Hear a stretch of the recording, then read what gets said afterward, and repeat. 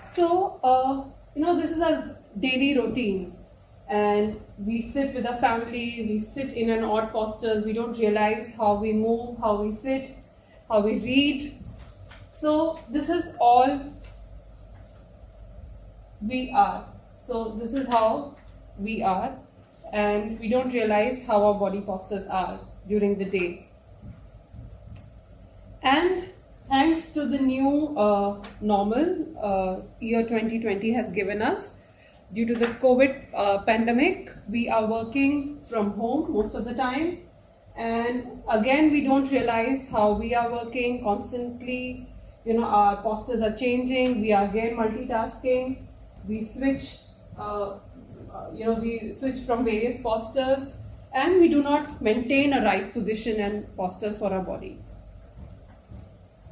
So, the new normal, we work from home, and as a result, we land up into several problems.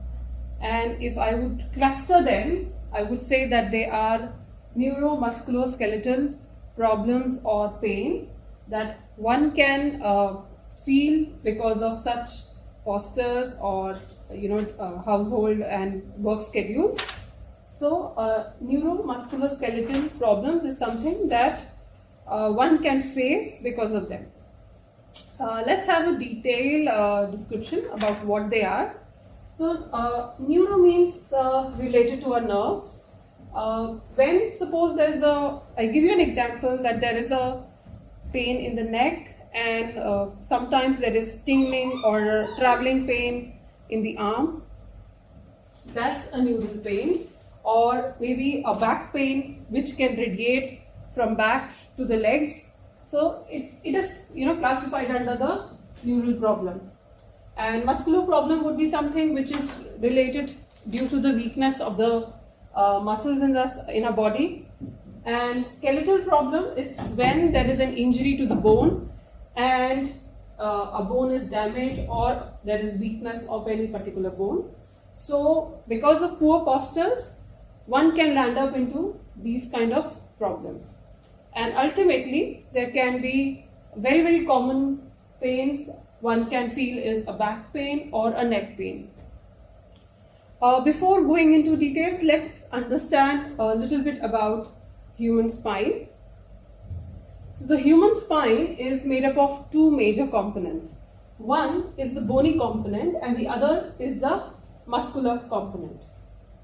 So the bony component, if you can see here, the human spine is basically an S-shaped curvature, okay, and it is supposed to take up 30% of our body weight, and whereas the muscles in our body is supposed to take up 70% of the body weight. So in cases where the muscles go weak, then the load is shared more by the bones, and between the bones you can see that there are the translucent structure, which is a jelly-like structure called a disc. You can also see here on the model, these are the bones, whereas these middle structures are the disc. They are jelly-like structures, and if one moves forward, the bones are compressed and the disc moves backward. Okay, so all I want to say here is, if there is a muscular weakness or muscular problem, one can have load bearing on the spine, and it can lead to further injuries to back, maybe a disc problem or a neural problem. So what are the leading symptoms of a back pain or a neck pain? In all mechanical pain, they are localized or sharp pain. There can be a persistent ache or stiffness in back or neck. There can be chronic pains after working for long hours.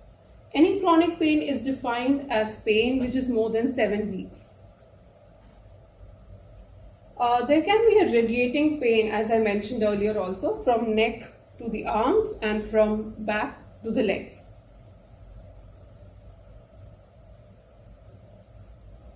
Now let's come to the common causes of why these mechanical pains are developed. The most common cause is a bad posture. Again, I told you that the human spine is an S-shaped curvature, but if we do not maintain that right posture and suppose we bend too much, the spine S is converted into a C-shaped posture. As a result, there can be several compression to the disc and several injury over a period of time. So a bad posture can lead to a chronic pain or back injury. The next common cause is the faulty body mechanics. Suppose it is categorized as when we move in a bad way or mechanically, say if we are playing a sports and we don't realize which is the right direction or which is the right movement, and we tend to make our body mechanics wrong. So it is the common cause of the mechanical pain. The next common cause is stress and obesity. Obesity again, because the more you load your body, the more overloading of the muscles will take place, and then you will have pain again in your spine. Stress, because pain is never just physical, it can be a psychological pain also. If you have too much tension about something, then stress can aggravate these mechanical pains.